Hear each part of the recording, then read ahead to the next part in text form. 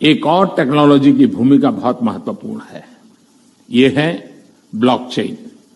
ये technology minimum government maximum governance के सरकार के विजन के साथ जुड़ती है, उसे आगे बढ़ाती है।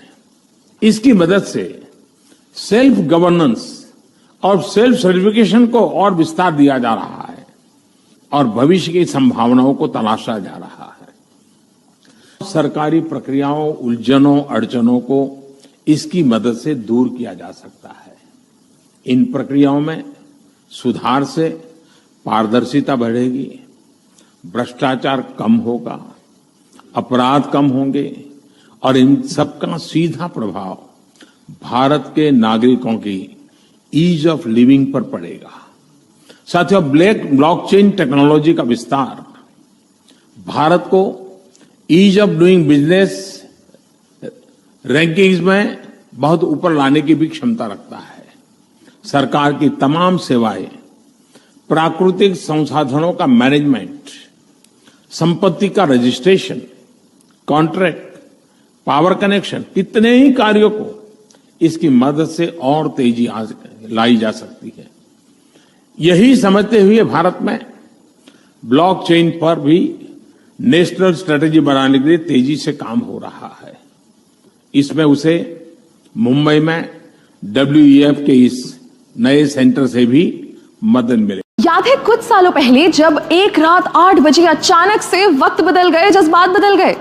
कितने टाइम तक हमें ATM के बाहर लंबी लंबी कतारों में खड़ा होना पड़ा, नोट्स बदलने के लिए बैंक्स के चक्कर लगाने पड़े क्योंकि 500 और 1000 के नोट्स बंद हो गए थे। अब उस समय की परेशानी को आप और मैं बहुत अच्छे से जानते हैं और जाहिर है कि तब से हम हर तरीका आजमाते हैं कि उस सिचुएशन में वापस ना जाना पड़े। मगर अगर उस समय हम ब्लॉकचेन टेक्नोलॉजी यूज कर रहे होते तो शायद उतना नुकसान नहीं सहना पड़ता। नमस्कार, स्वागत है आपका जी के डिजिटल शो पर। मैं हूं पलक यादव और आज हम बात करेंगे क्रिप्टो करेंसी के एक बहुत अहम पहलू पर जिसका नाम है ब्लॉकचेन।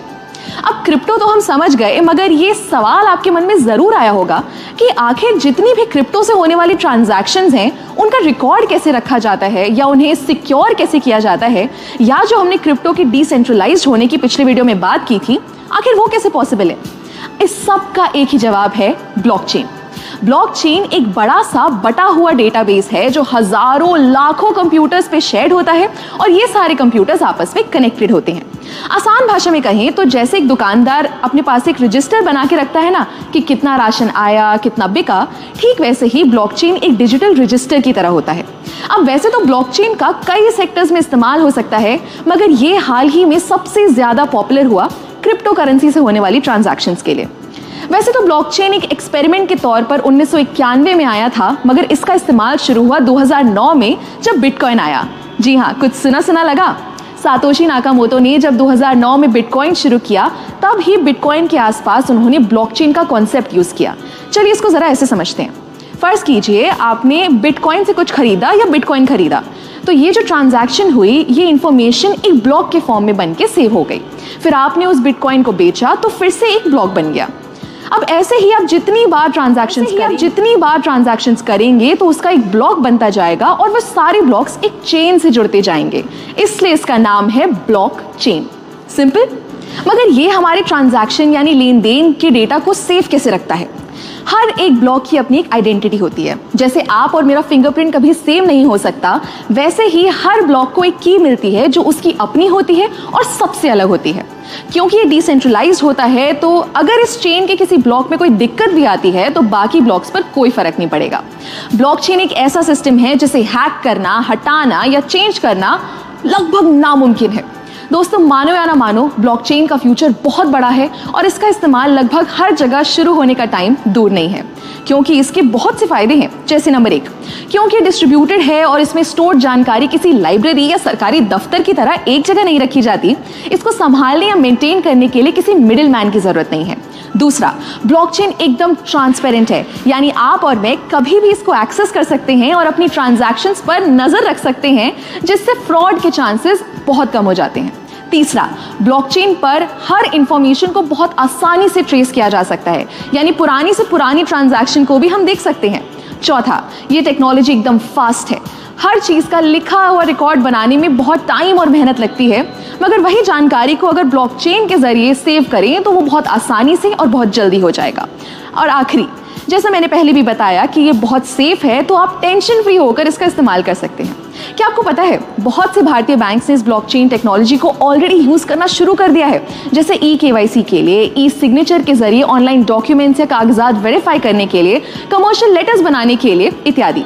हमारी प्लानिंग कमीशन यानी नीति आयोग ने भी ब्लॉकचेन पर व्हाइट पेपर पब्लिश कर दिया है, जिसमें ई गवर्नेंस को लेकर इसके इस्तेमाल की बात की गई है। एक मजे की बात बताऊं, 2010 में पहली बार फ्लोरिडा के एक आदमी ने 10,000 बिटकॉइन से 2 पिज्जा खरीदे थे।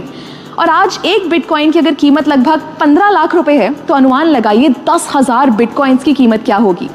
ऐसे ही आपको क्रिप्टो की दुनिया की मजेदार बातें बताते रहेंगे, सो स्टे ट्यून्ड और देखते रहिए जी डिजिटल। जानते हैं कि ये है क्या, व्हाट इज ब्लॉकचेन। दोस्तों, ब्लॉकचेन भी इंटरनेट का कह सकते हैं कि तीसरा वर्जन है, लेटेस्ट वर्जन कह सकते हैं। पहले हम लोग किसी भी डेटा को पेन ड्राइव पे, सीडी पे सेव करते थे, फिर हार्ड डिस्क पे सेव करते थे, फिर इंटरनेट पे स्पेस लेते थे, सेव करते थे। आज भी वेब स्पेस खरीदते हैं, लेकिन ब्लॉकचेन इंटरनेट के अंदर डेटा सेव करने का, रखने का वो तरीका है जहां पर कोई भी डेटा, अगर एक बार डेटा हो, पिक्चर हो, वेबसाइट हो, कुछ भी चीजें एक बार डाल दी जाए तो उसे डिलीट करना, उसे हैक करना, उसे चुराना और उसे बदलना उतना ही असंभव है जितना असंभव है कि सूरज के उगने और डूबने के टाइम को बदल देना, यानी लगभग असंभव के बराबर है।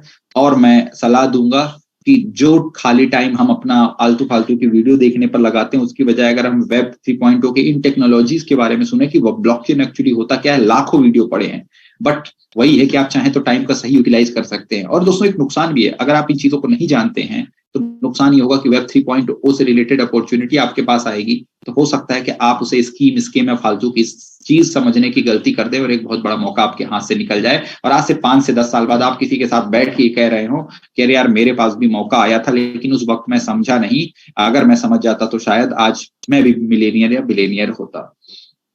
दोस्तों, गवर्नमेंट भी इसको लेकर सीरियस है, तो आप और हम क्यों नहीं। blockchain.gov.in पर आप जाके देख सकते हैं।